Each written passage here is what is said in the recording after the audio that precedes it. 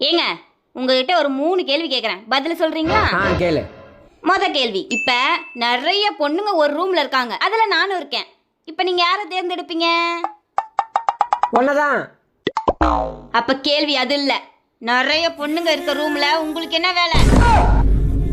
ஏய், நீ கேட்ட நான் பதில் சொன்னேன். சரி, 2வது கேள்வி.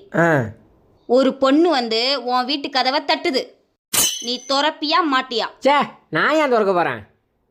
அந்த கதவை தட்டின பொண்ணே நாதான்.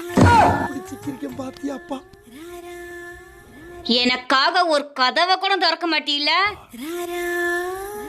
சரி, 3வது கேள்வி.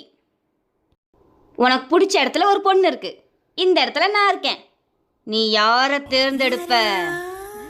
ஒன்னதான். அப்போ உனக்கு பிடிச்ச இடத்துல நான் இல்லையில?